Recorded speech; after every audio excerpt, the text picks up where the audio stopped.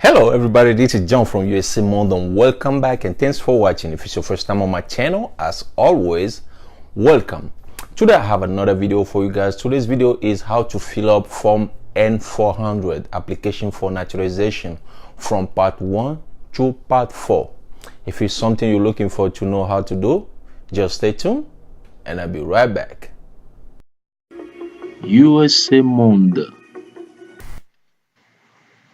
Hello guys, today I'm going to show you how to fill up the new form N-400 application for naturalization. This form will expire I think on March 31st 2019, which is next year. Okay, so to find the form, all you gotta do is just go to Google, type like form N-400, and make sure you click on the one say uscis.gov. Okay, you look at the address, the email, the website address here, www.us.gov. That's the right one you're gonna click on. Okay, so when you click on there, then it will take you. Let's click on it. When you click on there, it will take you to this page right here, and then from here you're gonna click on form N-400, and then the page it will open. So this is the page. This is how the page gonna look like. Okay, so over here, as you can see on part 1, is information about your eligibility, which means what make you qualify, what is the reason why you think you qualify to apply for naturalization. Okay, and then over here you see 1, and then from here you have A, B, C, D, E. Okay, so the first one is if you is I've been a lawful permanent resident for of the United States for at least 5 years. So if you've been a green card holder for 5 years, at least 5 years, then you qualify. You are eligible to apply for naturalization. Okay, so B. So make sure you don't check multiple you don't select multiple boxes. Okay, just one. You gotta select just one box.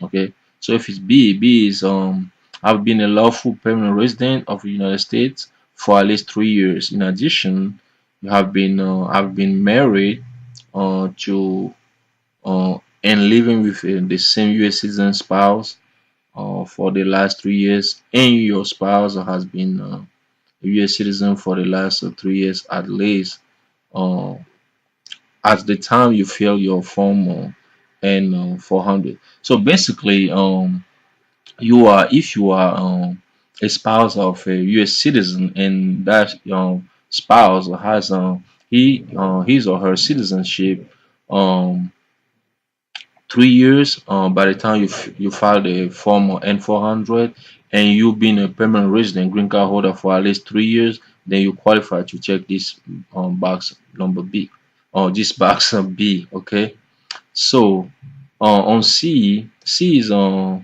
lawful permanent resident of the United States, and you are the spouse of a US citizen, and your US citizen spouse is regularly engaged in specific employment abroad. So if your spouse is US citizen, and he or she travel a lot, go overseas, work overseas, then you're gonna select this box right here, which is letter C. Okay, and over here in this box over here, you're gonna choose where, because sometimes maybe your permanent address is outside United States of America. Then if it's the case, then you're gonna provide the name of the USCIS office where you want it to be interviewed. Okay, you're gonna put it right here. On D, if you are in the military, then you're gonna select D, and then E if there is your eligibility is based on something that is not listed over here, then you check order, and then you explain over here. Okay, then from there we're going to move to part 2. Part 2 is information about you, the person who is applying for naturalization. Okay, over here you're going to put your family name, which is your last name, your given name, which is your first name, and then your middle name. So make sure you put your legal name. Okay, your legal name, no nickname like Jojo or Lolo or whatever, just your legal name as it is on your legal papers. Okay, and then number 2 over here, you're gonna type in the name, your name as it is on your green card. Okay, that's what you're gonna do over here. So your family name as it is on your green card, which is your last name, your given name, your first name, and then your middle name if applicable. Some people don't have middle name, so if you do have a middle name, then you put in the middle name. Okay. Then number part 2, continue. So over here on 3, other names you have used since birth. So if you have used different name than your current name since you were born, they're gonna provide those name over here. Okay. So last name, first name, and then middle name if there is one. And then on 4, if you choose to change your name, go in the naturalization process. If you choose your name, then you're gonna select yes over here. Like a question say, would you like to legally change your name? If it's yes, you check yes. If it's no, you check no. Then if it's yes, then you're gonna provide the name you wanna change your current name into. Okay, you're gonna provide that last name, that first name, and then that middle name. On 5, this is social security number. Tap in your social security number over here if there's you have one. USCIS online account number if you have one, and then your gender. If you male, check this one. If you female, you check this box right here. Your date of birth right here. Date you became a lawful permanent resident. So the day you become a permanent resident. Okay, that's what you're gonna put over here. Most of the time, you can see that date on your green card. Okay. And then 10, your country of birth. So the country where you were born. You put it here. And 11, country of citizenship or nationality, where you from originally. You're gonna put it over here. And then on 12 is a question: do you have a physical or dement developmental or disability or mental impairment that prevent you from demonstrating your knowledge and understanding of the English language or civil requirement for naturalization? You know, like in your naturalization process, there is an English test, which is English test, and a civil requirement, which are part of the naturalization process, basically. So if you have a problem, you are disabled, and that will prevent you to do those tests. Then you're gonna check yes. If it's no, you check no. Okay, so if you answer yes, submit a complete form of N-648 medical certification for disability. So if it's yes, which means you have a disability, you are disabled, then you're going to provide a proof. You have to provide a proof by completing the form N-648. Okay, N-648, you can go to uscis.gov and look for on that form as well.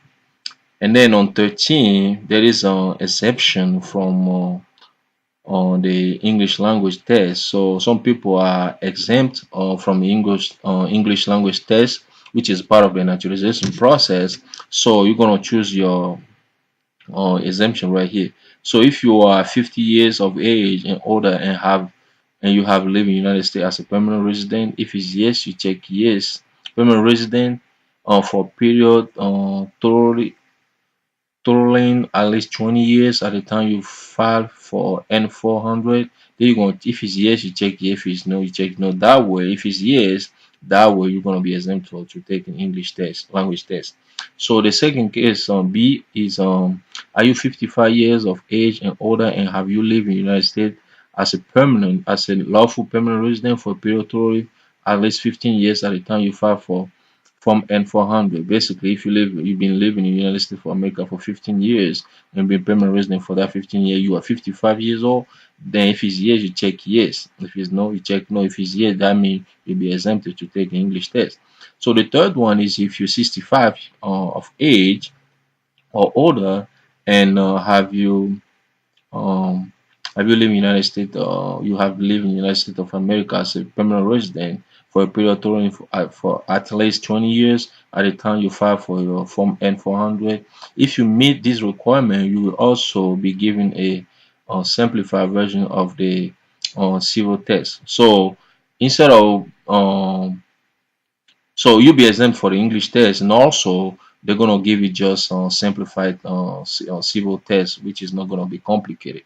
Okay, and then from there we're gonna move to part 3. So part 3, accommodation for individual with disability or impairment. So if you are somebody who need help because of your disability, then you have to, if you like over here on 1, are you requesting accommodation because of your disability or impairment? If it's yes, you check yes. So if it's your answer yes, then select any applicable bus. So if you say you are disabled, you have a disability, and you are deaf, then you're gonna check this one. You are deaf and hard of hearing or request the following accommodation. You check this one. If you are blind and or have a low vision, you're gonna check B. And then we're gonna move to part 3, continue over here. So part 3, continue on C. If you have another type of disability or impairment, for example, use a wheelchair, so you have to describe the nature of your disability. You have to describe it right here. Okay, describe the nature of disability, your nature of disability right here. And then from there we're gonna move to part 4. Part 4, which is the information to contact you. So you're gonna provide your the information about your contact, basically your contact information. Okay, so your daytime telephone number, you provide it right here. If you have an even telephone number, right here. If you have an email address, you put it right here. If you have a work telephone number, you provide it right here. If you have a mobile telephone number, you provide it right here. And then from there we're gonna move to information about your residence. So that one, I'm gonna save it for next video. That's it for today's video. I hope you guys love and learn something from it. If you know somebody who needs to watch this video, please share with that person. If you like the video, hit the like button. If you want to see more video like this one, all you gotta do is subscribe. Once again, my name is John. Thanks for watching and see you in the next video.